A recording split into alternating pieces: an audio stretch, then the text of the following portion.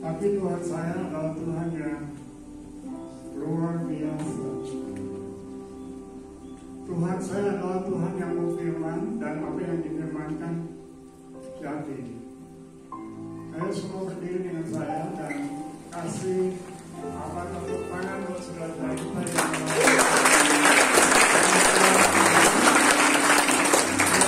yang sudah selesai melayani. Semua berdiri dan kita berdoa.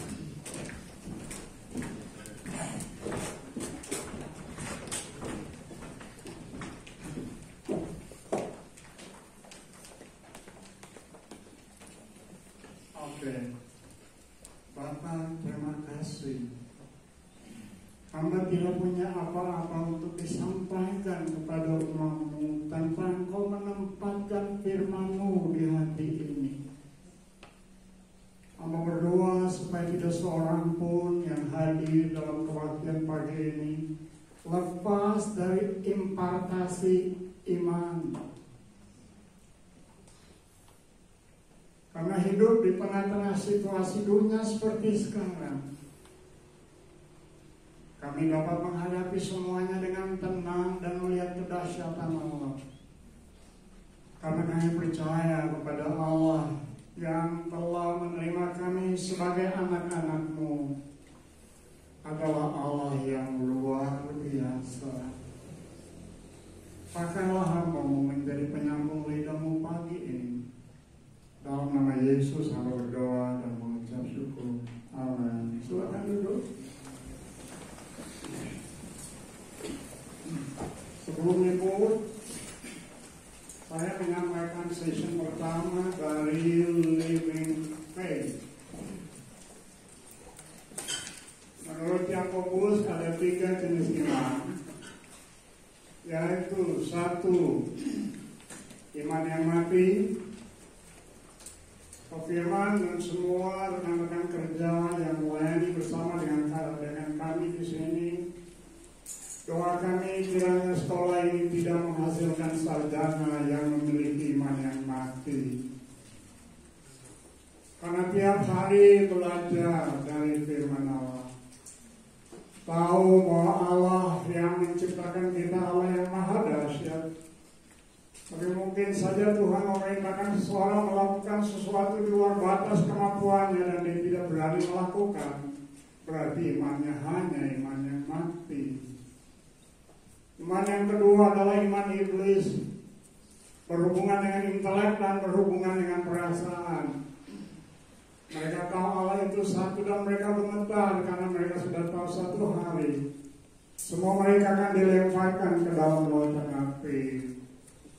Dan iman yang ketiga yang harus kita semua bawa dari tempat ini keluar, baik itu mahasiswa SP3 atau juga mahasiswa institut yang akan masuk di dunia kerja, adalah iman yang hidup yang berhubungan dengan intelek, yang berhubungan dengan perasaan, dan yang berhubungan dengan kehendak, yaitu sudah dengan tahu dan kita lakukan.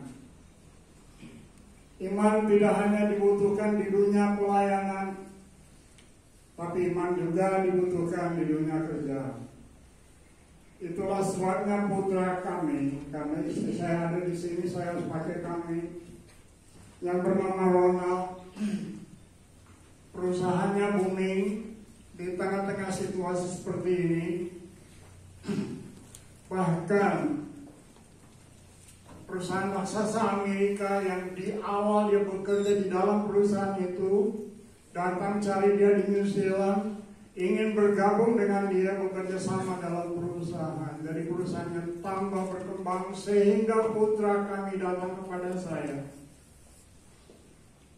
Dan dia berkata begini, Papi, iman tidak hanya dibutuhkan di dunia pelayanan, tapi iman juga dibutuhkan di dunia kerja.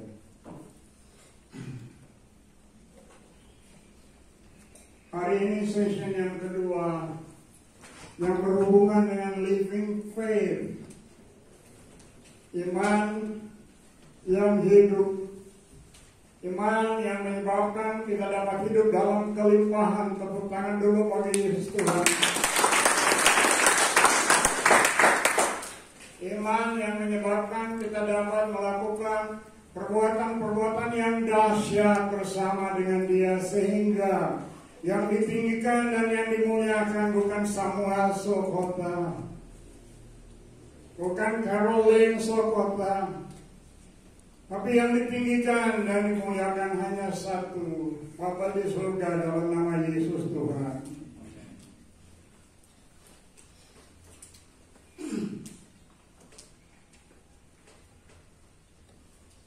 Ini Bapak semua orang percaya, yaitu iman. Dan ini seorang sahabat daripada Allah. Tuhan Allah membuat ikatan perjanjian dengan Ibrahim dalam kitab Kejadian pasal 15. Tuhan memberikan kepadanya penglihatan. Dalam penglihatan itu dia melihat dirinya dibawa keluar dari rumah, dan Tuhan perintahkan, coba lihat ke langit, hitunglah bintang-bintang yang ada di langit, keturunanmu akan menjadi seperti itu. Belum jadi, tapi dia sudah percaya sebab Tuhan berfirman. Haleluya. Saya ulangi, belum terjadi, tapi Tuhan perintahkan dia melihat. Dan Tuhan bilang keturunanmu akan menjadi seperti bintang-bintang di langit. Dia percaya sebelum terjadi. Dia punya 2 keturunan. Keturunan seperti pasir di laut, itu Israel sebagai satu bangsa. Keturunan seperti bintang-bintang di langit adalah Anda dan saya. Keturunan Ibrahim karena percaya. Lalu karena dia percaya sebelum dia melihat, maka orang ini kemudian disebut bukan saja bapa dari bangsa-bangsa, tapi dia juga disebut sebagai friend of God. Dengan jalan demikian, genaplah nas yang mengatakan, lalu percayalah Abraham kepada Allah, maka Allah memperhitungkan hal itu kepadanya sebagai kebenaran. Baca dengan saya yang ditulis dengan apa itu? Dengan warna kuning. 1, 2, 3. Karena itu Abraham disebut sahabat Allah. Seorang yang keluar dari Ur Kasdim, tempat penyembahan berhala, bukan menyembah kepada Allah yang hidup, dipanggil keluar dari sana, dan kini menjadi seorang sahabat daripada Allah pencipta. Dan kemudian kita melihat sesudah memasuki ikatan perjanjian, Allah yang tadinya bernama Elohim, Allah yang jauh dari manusia, Allah yang menciptakan langit bumi beserta dengan segala isinya. Kemudian karena telah memasuki ikatan perjanjian dengan Ibrahim, lalu Allah Elohim itu dikenal dengan Allah Ibrahim dan keturunannya. Praise the Lord. Kita semua keturunan Ibrahim karena percaya. Betul? Maka pagi ini saya akan angkat 2 pelajaran dari Ibrahim. Pelajaran pertama adalah persyaratan bagaimana kita yang latar belakang kafir sudah ditebus dengan darah Yesus dapat menjadi sahabat-sahabat dari Allah. Berapa dari antara kalian yang ingin menjadi sahabat Allah? Bolehkah saya melihat Anda berdiri, jangan angkat tangan?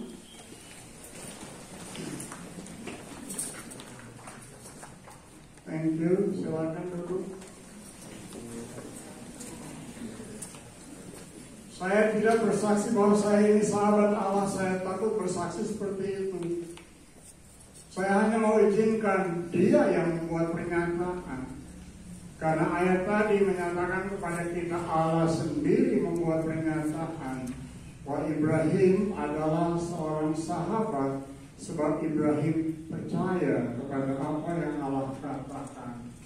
Sekarang syarat untuk menjadi sahabat-sahabat daripada Allah itu saya ambil dari perkataan Yesus kepada murid-muridnya yang tertulis Di dalam Injil Yohanes pasal 15 ayat 14 dan 15. Kamu adalah sahabatku.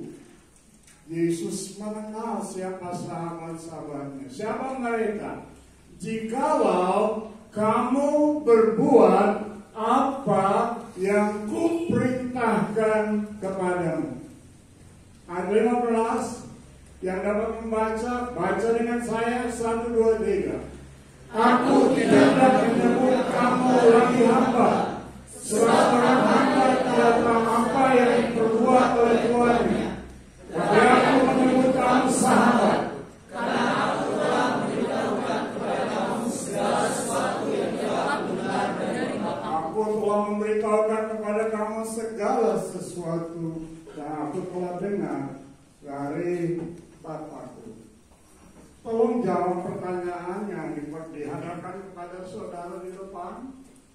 Apa yang Anda lakukan dengan khotbah yang Anda dengar? Apa yang Anda lakukan dengan pelajaran firman Tuhan yang diajarkan, yang didengar oleh Anda? Persyaratan menjadi sahabat yaitu lakukan. Percaya apa yang kita dengar, dan kalau sudah percaya kita lakukan. Sama seperti apa yang terjadi dengan Ibrahim. Bulan lalu dia menyerahkan yang ada padanya, menyerahkan Ishak anaknya. Lalu setelah dia menyerahkan Ishak anaknya di atas mezbah, kita lalu temukan bahwa Elohim itu sekarang disebut Yehovah Yireh, Allah yang menyediakan. Allah juga sudah menyediakan partner buat mahasiswa yang ada di sini, baik dari IKP atau dari SD3. Mahasiswi katakan apa? Cuma 3 ya. Allah sudah menyediakan untuk mahasiswa. Amin. Yes. Yes.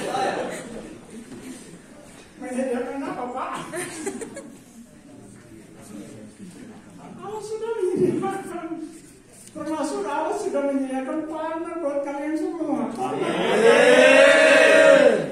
Kok kenapa susah untuk cari, Pak?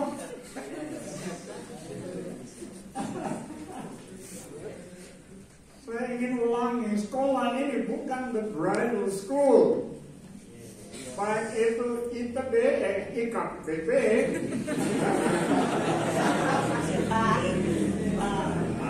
atau juga S3 ini bukan bridal school. Sekolah ini adalah sekolah bagi kalian untuk datang dipersiapkan, datang ke sini untuk mengikuti pendidikan. Katakan amin. Amin. Bukan cari pacar. Yes. Yang jomblo kenceng ya. Yang jomblo kenceng ya suaranya ya.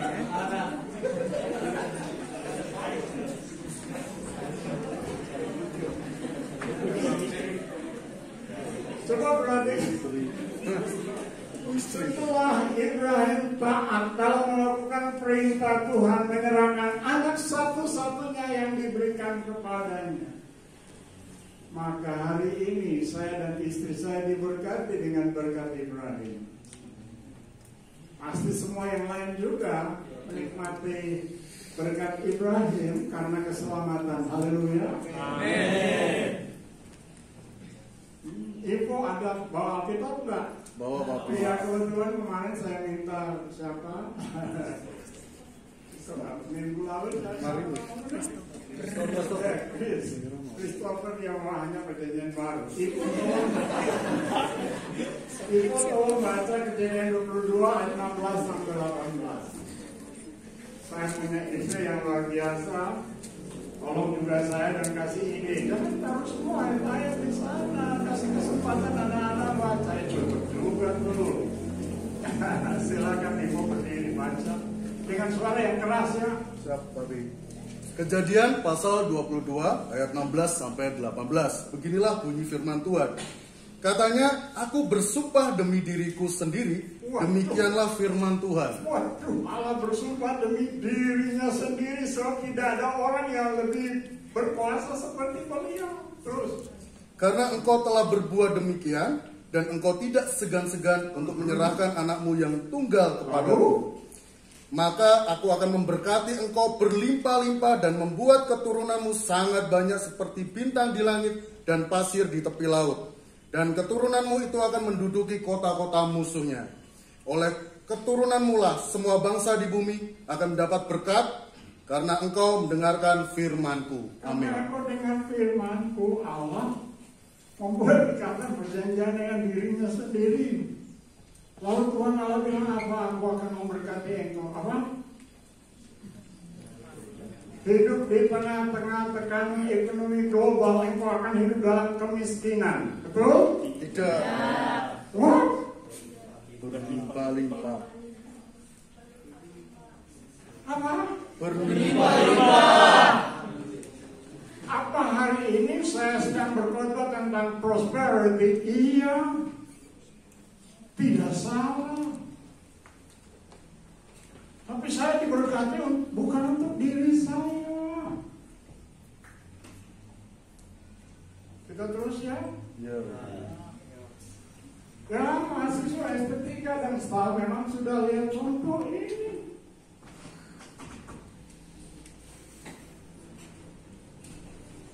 Rumah-rumah pribadi di ibu kota negara Selandia Baru tanpa satu sen keluar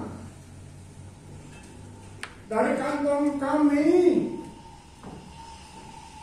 Saya cukup agak lama berdoa dan merenungkan, kira-kira boleh nggak saya cerita dalam pertemuan kemarin.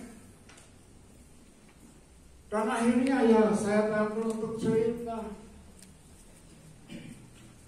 Cerita saya itu hanya dengan satu tujuan, membangkitkan iman dari semua yang inginkannya ya biasa-biasa saja, tapi Allahnya luar biasa. Amin.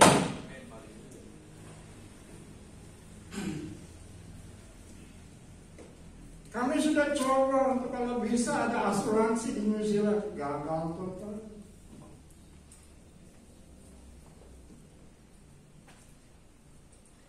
Itu 2 buah rumah pribadi di ibu kota negara Selandia Baru. Caranya, apa yang ada di tanganmu? Saya dan istri sekarang ini kami memasuki suatu pola hidup yang disebut live to give, not live to receive. Hidup untuk memberi. Dan bukan hidup sekedar untuk menerima. Lebih bahagia kita memberi daripada kita menerima. Amin. Kemarin bahkan saya cerita dalam pertemuan kemarin.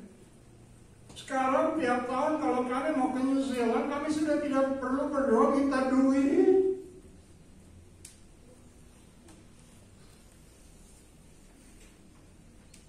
Bahkan tahun lalu sahabat kami berkata begini, sebaiknya kalau kembali terbang bisnis kelas. What? Saya dan istri tidak pernah bermimpi untuk yang seperti begitu. Tapi apa? Yehova Jireh. Amin. Halo? Kemarin sampai karena saya sudah berdoa dan saya berpikir sampaikan atau tidak? Tidak dengan tujuan untuk menunjukkan keangkuhan hidup rohani, tapi dengan hati yang sangat mengasihi semua rekan-rekan kerja yang bekerja bersama dengan kami susah payah di tempat ini.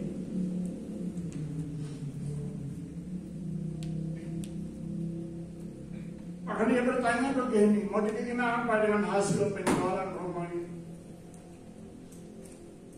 Saya dan istri berkata 50-50.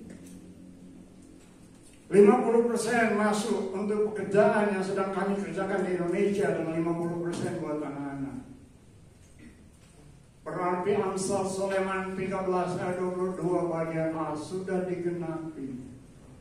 Yang kami sedang tunggu bagian B. Harta kekayaan orang fasik disediakan untuk orang benar. Jadi kalau dia sudah memenuhi yang A, yang B pasti dipenuhi. Tepuk tangan sekali lagi.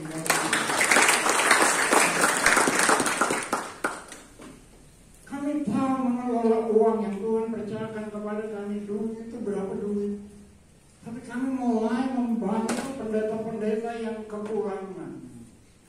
Dan sampai dengan hari ini kami masih membantu orang tertipu dengan duit yang Tuhan percayakan dalam tangan kami. Tuhan Yesus ajaib.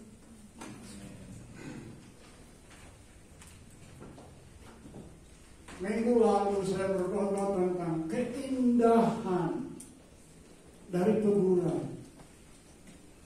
Tapi keindahan itu hanya bisa diterima oleh mereka yang bersedia menerima teguran. Yang ternyata saya waktu muda sulit terima teguran. Goblok lo. Kalau tidak terima teguran, lihat saya sudah tunjukkan kemarin, saya angkat sedikit. Saya kagumi orang yang satu ini. Seorang raja yang dikawal dengan pengawal pribadi. Tapi tatkala dia berbuat dosa zina dan dosa juga membunuh, karena dosa melahirkan dosa. Lalu dia ditegur oleh Nabi Nathan.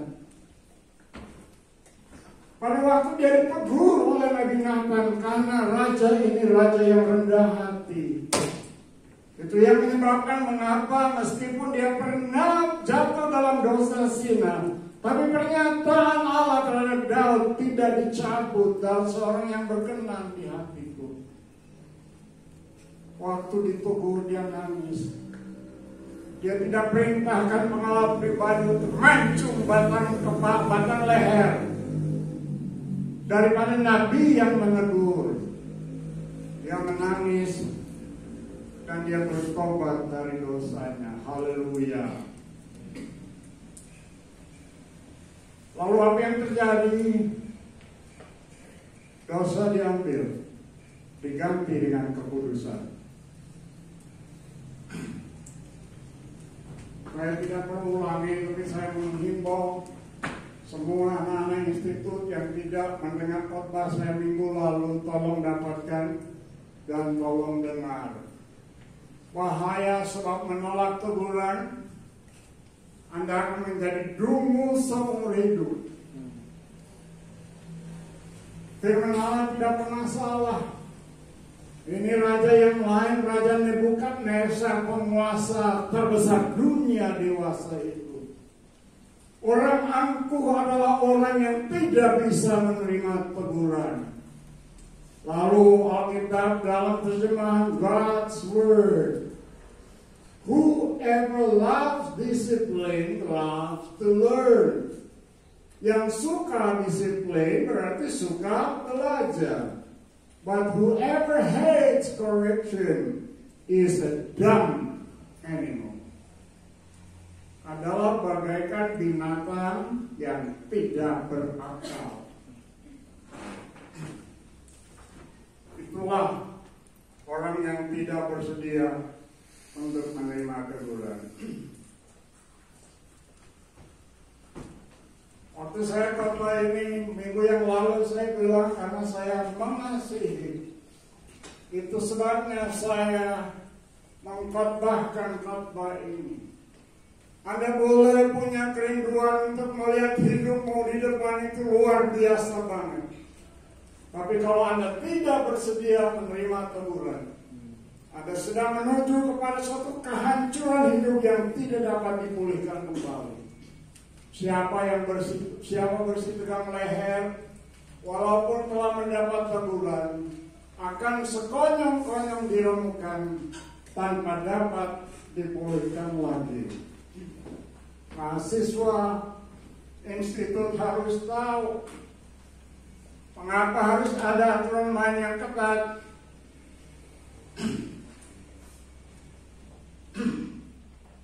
Semua mahasiswa di sini harus tahu mengapa harus ada.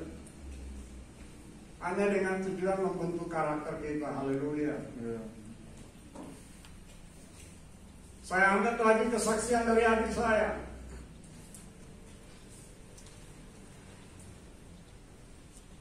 Seorang yang punya banyak karisma, tapi seorang yang terlalu ampuh dan tidak bisa ditegur. Istrinya cantik dan teman-teman sekolah semuanya kepingin kalau bisa pacaran dengannya, namanya Sani. Tapi siapa berani? Dia pernah tembak temannya sendiri di sekolah dengan pistol. Datang ke toko, letakkan pistol di meja, serahkan kunci. Siapa berani? Tidak ada seorang yang berani. Semua duit yang ada di situ semua dikeluarkan, semua diambil. Akhir hidupnya jadi apa? Kasih Tuhan. Hancur berkeping-keping. Tidak dapat dipulihkan. Sebelum dia meninggal, dia kepingin sekali bertemu dengan kakaknya, Samuel Sokol. Tapi tidak pernah bisa ketemu. Akhirnya saya telepon dan saya berkata, John, selesaikan dengan Tuhan. Minta ampun dari istrimu yang cantik, yang Anda ceraikan dia. Lalu kumpul kebo dengan yang lain.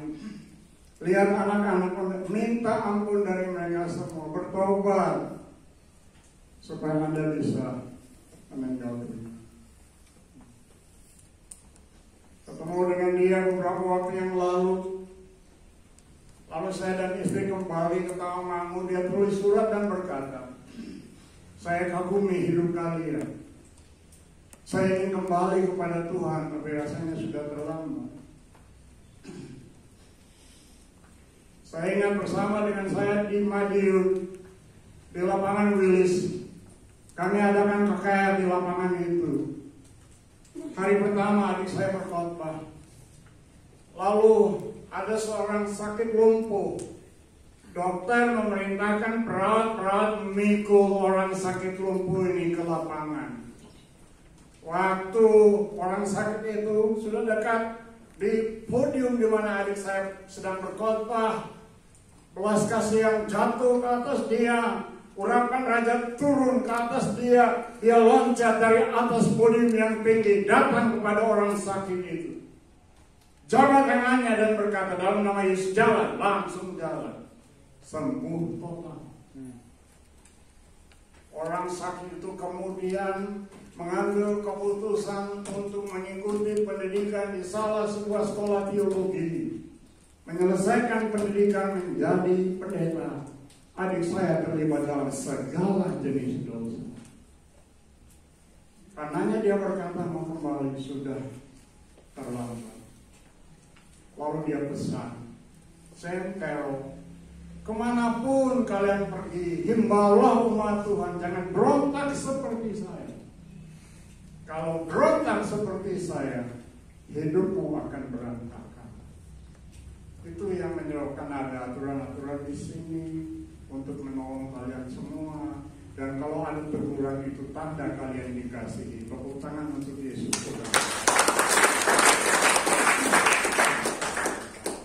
Sekarang saya maju kepada bagian yang kedua dan saya berharap tidak perlu sampai setengah jam kalau dapat.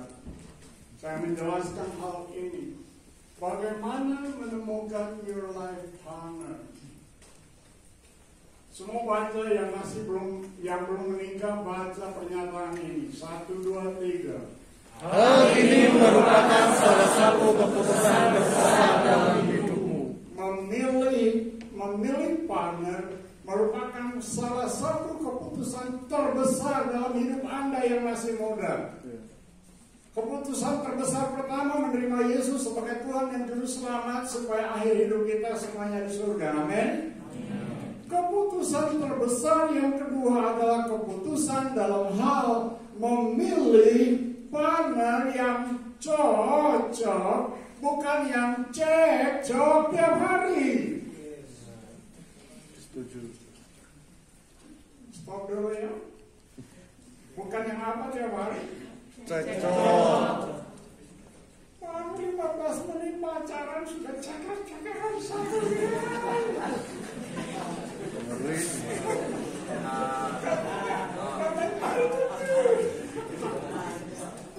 Apa-apa.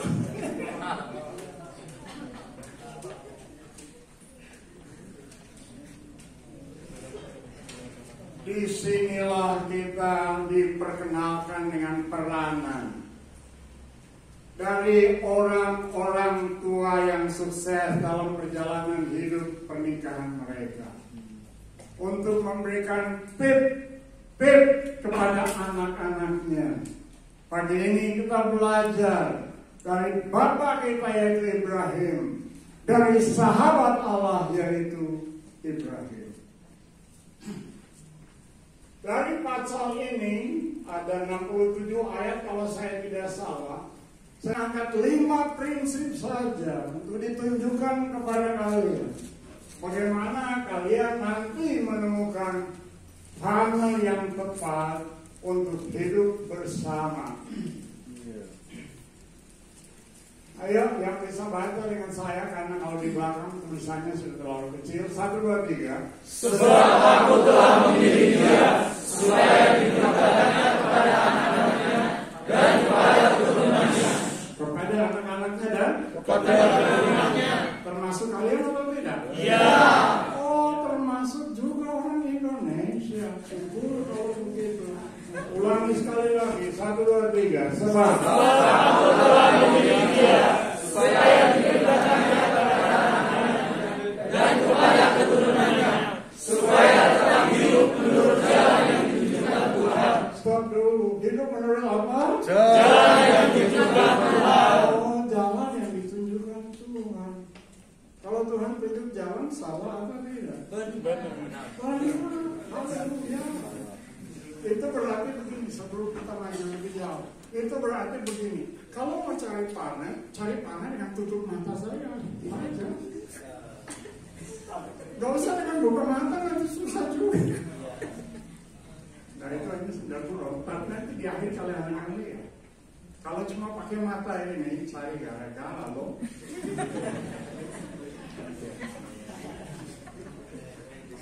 Saya baca terus.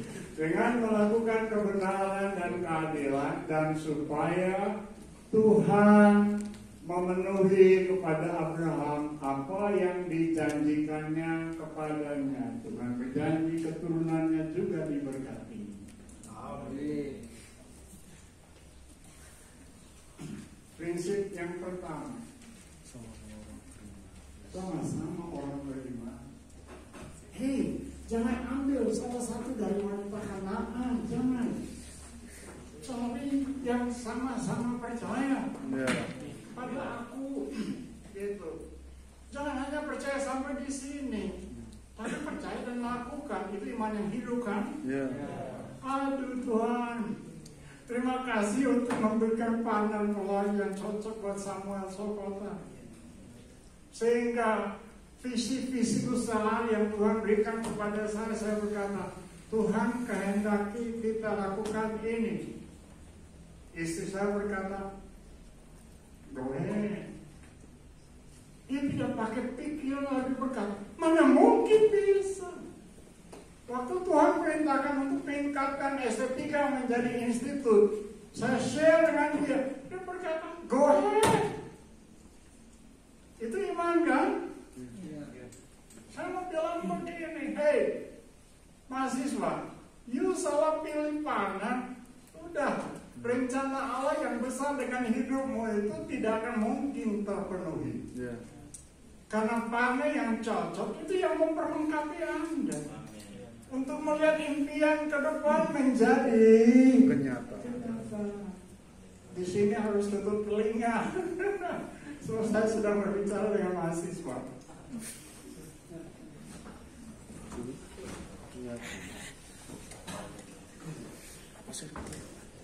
Yang kedua apa? Doa. Siapa yang berdoa? Satu, Bapak dulu, orang tua dulu berdoa pada anak. Saya dan kasih saya sudah berdoa buat anak-anak kami, semua sudah menikah. Dan kalau kami kumpul dengan mereka, puji Tuhan ada surga di dunia. Sangat menikmati hidup bersama dengan anak-anak, bersama dengan mantu-mantu.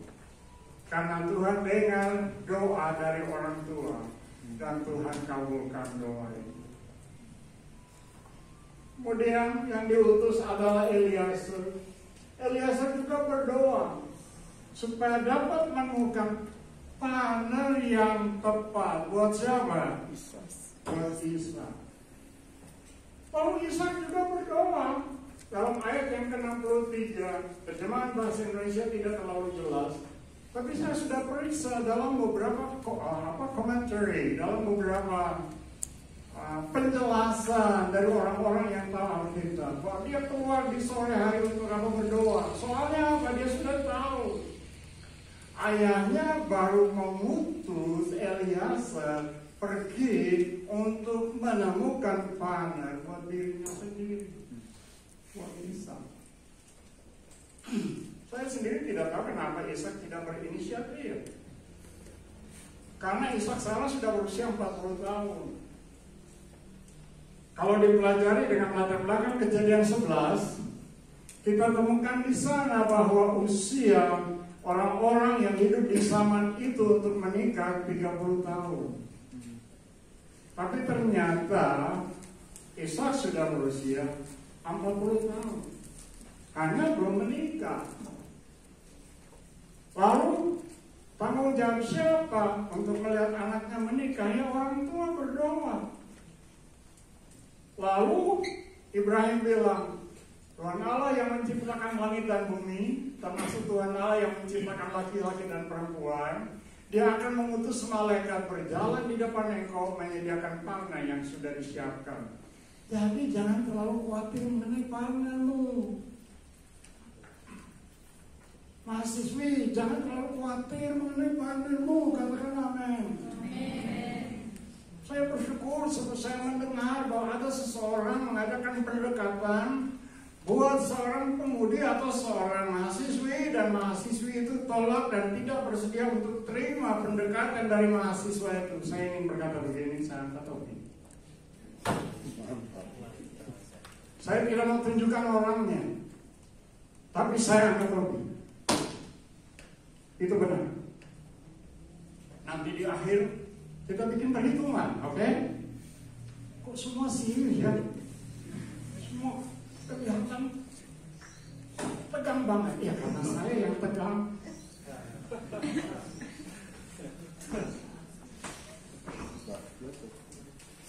Ishak juga berdoa.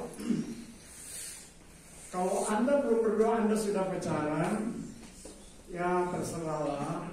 Tapi kiranya hari ini bertobatlah.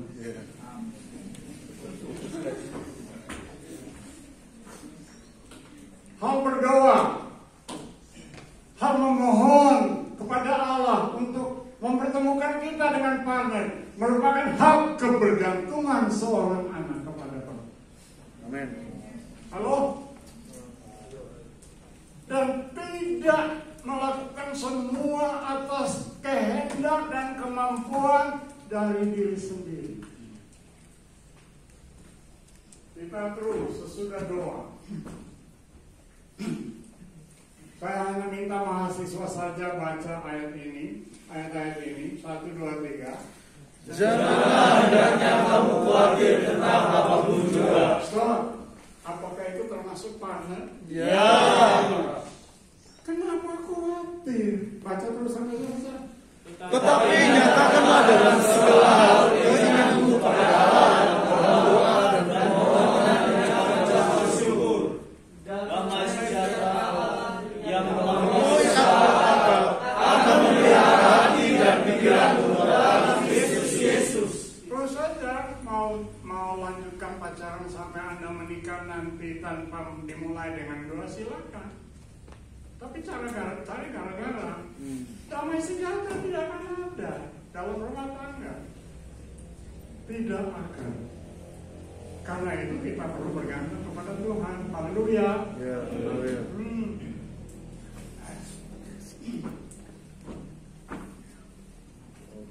Sudah itu apa yang ketiga? Iya, saya tidak sedang berbicara mengenai cantik-cantik di sini. Saya sedang berbicara mengenai cakap-cakap di situ. Sebab sebentar nanti Anda akan melihat satu prinsip besar yang berlaku dalam perjalanan kehidupan seorang pria.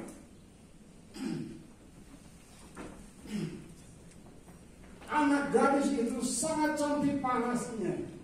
Seorang apa? Belum pernah bersetubuh dengan laki-laki dan ia turun ke mata air itu dan mengisi buyunya, lalu kembali naik.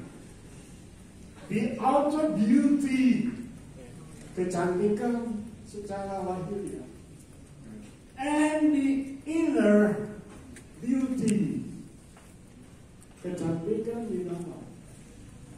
Kalau ada di sini yang memang sudah terlibat dalam seks, dalam dosa percabulan, tidak ada dosa yang tidak diampuni, semua dapat diampuni. Hari ini bertobat dan mulailah dalam suatu perjalanan menuju hari esok dalam suatu kehidupan yang suci. Katakan amin. Amin.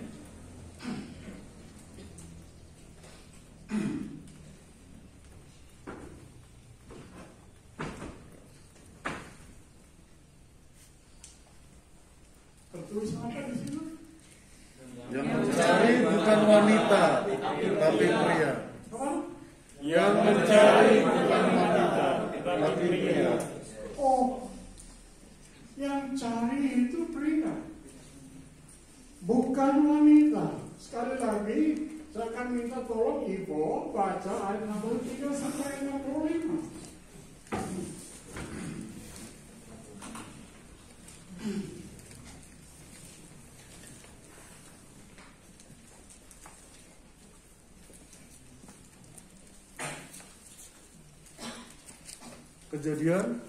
Kejadian pasal 24 ayat 63 sampai 65. Beginilah bunyi firman Tuhan. Menjelang senja, Ishak sedang keluar untuk berjalan-jalan di padang. Ia melayangkan pandangannya, maka dilihatnya lah ada unta-unta datang. Ribka juga melayangkan pandangannya, dan ketika dilihatnya Ishak, turunlah ia dari untanya. Katanya kepada hamba itu, "Siapakah laki-laki itu yang berjalan di padang ke arah kita?" Jawab hamba itu, "Dialah tuanku itu." Lalu Ribka mengambil telengkungnya dan bertelekuklah ia. Sekali lagi, Lalu Ribka mengambil telekungnya dan bertelekunglah ia. Biasanya wanita-wanita yang ingin menarik perhatian tidak akan seperti itu. Kalau pakai ini saja sudah nggak bisa lihat kecantikan secara utuh, ya nggak? Halo? Iya nggak? Sudah nggak bisa lihat kecantikan secara utuh. Sekarang coba perhatikan. Pada waktu Ishak melihat, Ishak tidak tertarik dengan kecantikan karena sedang ditutupi. Iya. Serius memang pelajaran ini. Saya tidak dapat pelajaran ini dari rumah orang tua saya. Saya tidak dapat pelajaran seperti ini di sekolah teologi di mana saya pernah mengikuti pendidikan di sana selama 3 tahun. Tapi baru sekarang saya melihat kebenaran yang indah ini dan dibukakan untuk kalian semua. Coba dengar baik-baik. Tidak salah. Pada saat-saat tertentu ada, pakai istilah Jakarta, ada cewek yang tertarik dengan cowok. Ada cewek yang ingin adakan pendekatan dengan cowok, tapi kalau cewek itu jatuh cinta dengan cowok, lalu dia datang menyatakan cintanya, there is something wrong. Ada sesuatu yang salah. Yang cari bukan wanita. Yang cari siapa? Pria. Mantu kami yang bernama Rochelle. Saya berharap suatu hari mereka datang ke sini. Anak kami pada waktu itu sedang di Amerika, karena tiap tahun dia harus ke Amerika untuk kasih laporan macam-macam.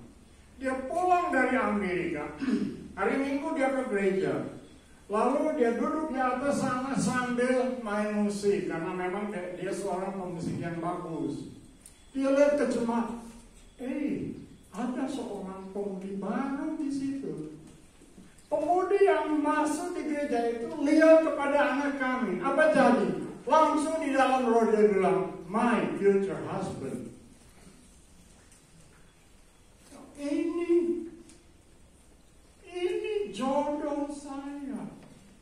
Ini suami saya untuk masa depan. Kan belum menikah. Langsung angkat telepon kepada orang tuanya. Lalu dia berkata, Papi Mami, silakan datang ke Wellington. Saya sudah lihat saya punya partner pelayan. Belum terjadi apa-apa, sudah memperkenalkan calon menantu kepada orang tua. Itu saya punya calon. Padahal anak kami Roni belum mengadakan pendekatan. Tidak lama Roni datang kepada Shell, menyatakan cintanya, mereka berpacaran, kemudian mereka menikah dan bahagia sampai sekarang. Ada kisah nyata yang lain yang saya mau cerita. Kisah seperti apa itu? Wanita mendekati, wanita yang cari. Saya sama istri saya berulang kali memberi nasihat, gak mau dengar. Akhirnya menikah.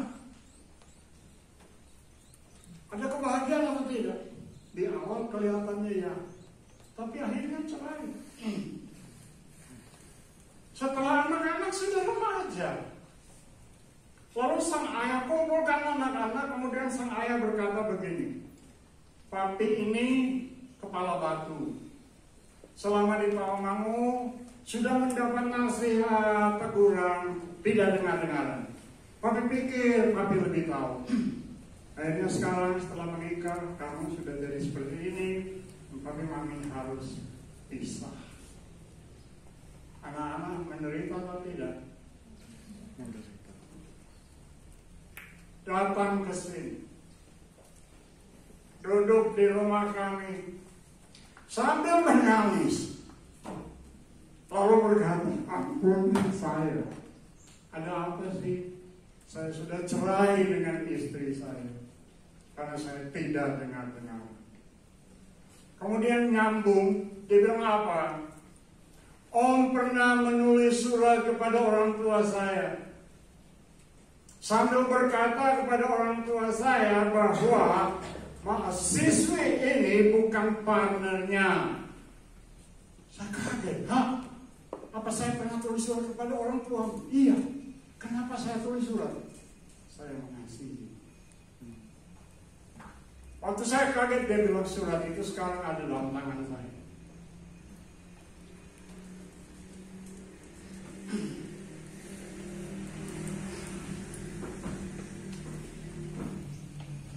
Jadi pada mahasiswa, kalau ada mahasiswi yang datang adakan pendekatan, hati-hati ya.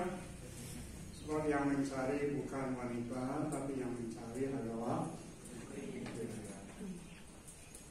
terus Pak.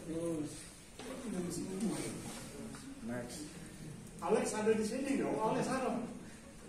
Alex dengar khotbah saya ini lagi. Ada saya belum tahu. Aku dengar khotbah saya begini.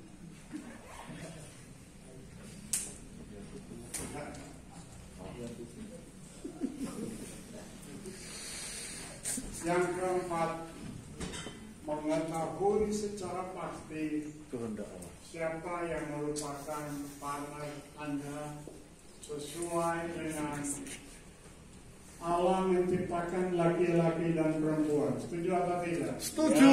Dan Allah itulah yang akan mempertemukan seorang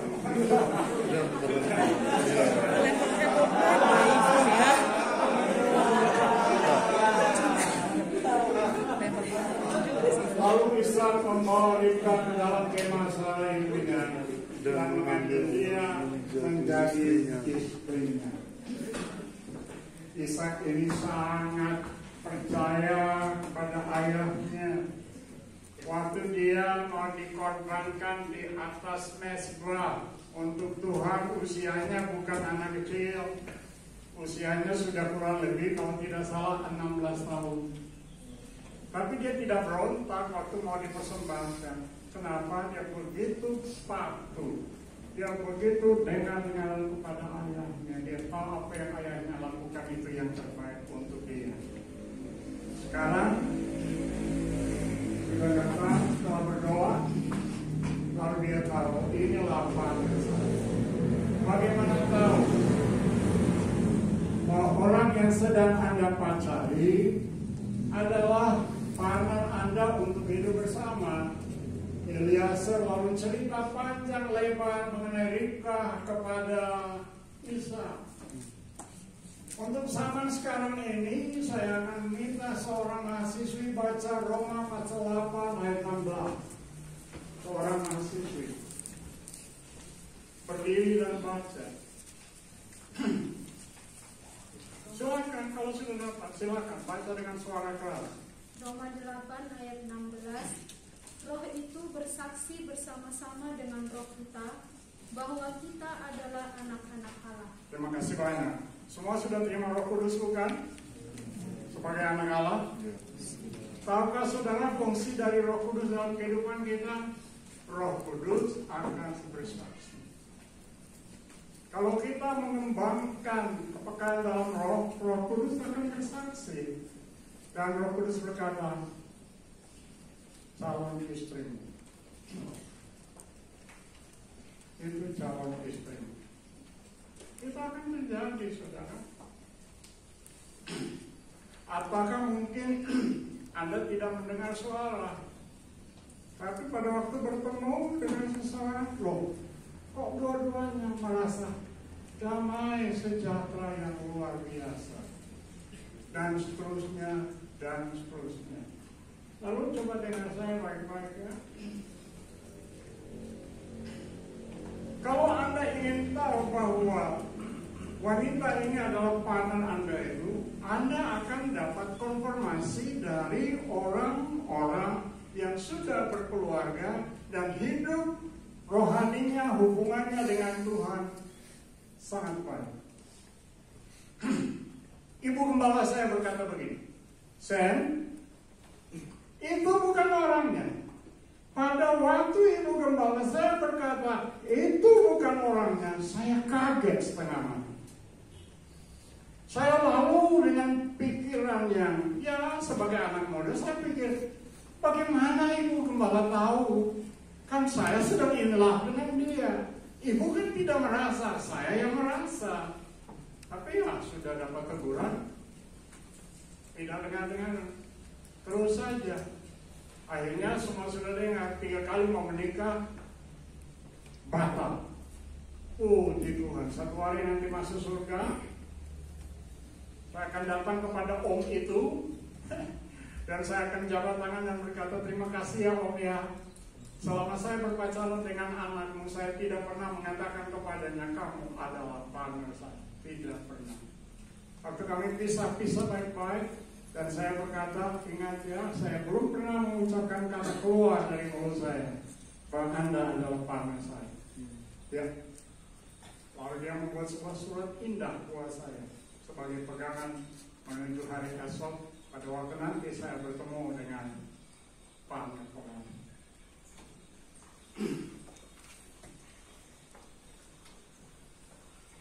Kalau sampai ada orang bilang bukan orangnya, lebih baik hati-hati ya.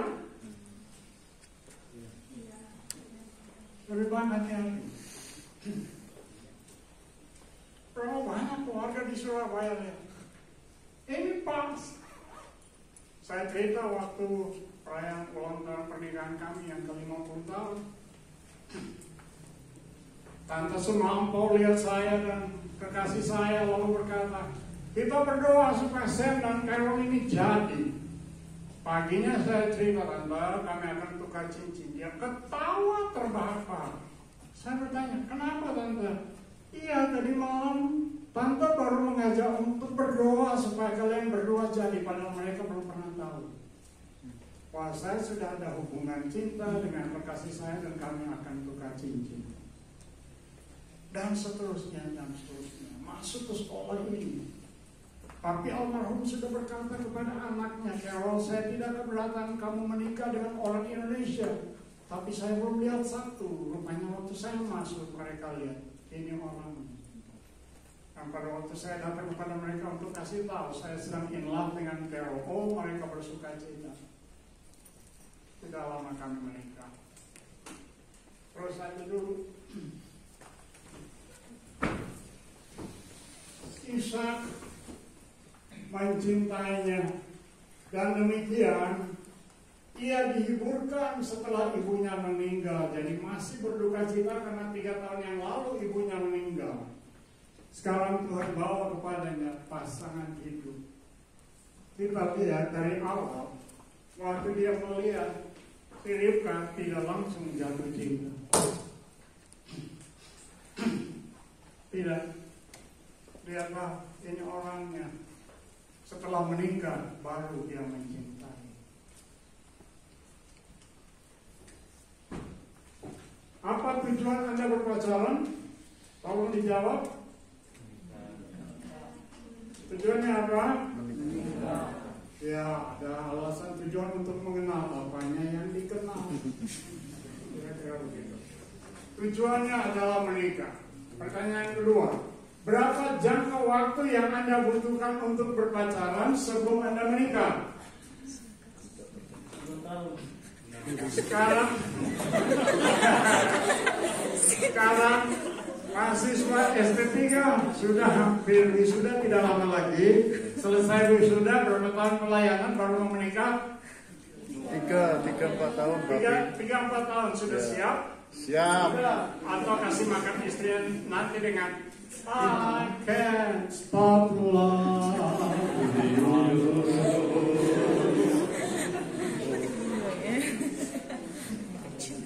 Anda harus siap dulu. Anak kami JP yang terakhir sudah menikah sudah how many years now, Ani? JP and Ivan. Sweetheart? Ya, kurang lebih 4 atau 5 tahun baru punya anak. Kenapa? Mereka tidak mau menyusahkan diri mereka. Mereka ingin punya rumah dulu dan macam-macam supaya tidak membebani kehidupan. Kira-kira begitu. Mahasiswa IKBP tingkat 1 yang sudah pacaran. Mahasiswa IKBP yang sudah tingkat 2 yang sudah pacaran. Berapa jangka waktu lagi Anda akan menikah? Oh, masih 2 tahun lagi selesai. Selesai situ masuk kerja. Berapa tahun kemudian? 3-4 tahun. Jadi Anda kurang lebih 5-6-7 tahun baru menikah. Aduh, lama amat. Mana tahan katanya. Kalau tidak berhati-hati, gagal di tengah jalan. Saya tidak ingin mengada-ada, saya tidak ingin menakut-nakutkan, tapi saya mau bilang ini. Saya dan istri kadang-kadang diberikan kemampuan oleh Tuhan untuk melihat partner ini pas. Kami ada di Surabaya bersama dengan Ibu Ina, cerita-cerita dengan salah satu temannya, teman menikah. Lalu Ibu Ina berkata begini, orang ini sedang pacaran dengan itu. Lah, saya belum kenal orang itu kok. Wanita itu juga baru pertama kali kami ketemu. Pacarnya belum pernah ketemu. Saya bilang begini, itu bukan orangnya. Tuhan sudah mempersiapkan buat Anda orang yang paling bagus. Kaget. Lalu saya bilang begini, nanti kalau sudah ketemu dengan partner, bawa tahu malu supaya kami kenal. Di lift, turun naik lift di Jakarta, karena bekerja di perusahaan, saya tidak tahu perusahaan yang sama atau tidak, tapi saat istirahat bertemu beberapa kali di lift. Akhirnya saya teriak, ini orang. nyatakan cinta. Jadi bawa ke taman musik, bawa ke rumah. Karena memang yang wanita itu sudah telepon kami. Saya dan istri lihat waktu kami lihat, pas. Pas. Langsung ya cocok. Saya diminta untuk pimpin upacara pernikahan dan mereka bahagia sampai sekarang. Haleluya. Satu hari sudah hampir selesai. Kasih saya 10 menit lagi kira-kira. Satu hari saya dan istri ada di Surabaya menghadiri sebuah seminar di Surabaya. Lalu ada seorang pemudi diperkenalkan buat kami. Pada waktu pemudi itu diperkenalkan buat kami, saya peluk dia. Kok dekat banget dengan anak ini? Ada apa sih? Dia masuk sekolah sini. Satu hari ada seorang dosen dari sekolah ini jatuh cinta dengan dia. Tapi waktu itu saya kira dia sudah menjadi dosen. Satu hari dia datang kepada istri saya dan dia bilang, "Tante, saya meminta izin untuk atur kursi, akan ada pertemuan." Istri saya sebut langsung, bertemu dengan Yulia ya. Kaget dia. Kaget. Loh kok tante? Iya, saya tahu.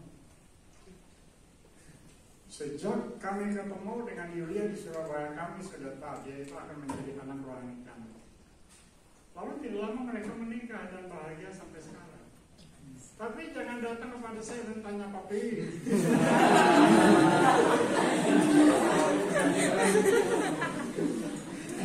Jangan datang lalu tanya papi, kami cocok enggak? Saya cuma akan berkata begini, ayo tuh. Saya akan berkata, saya tidak tahu. Yang paling penting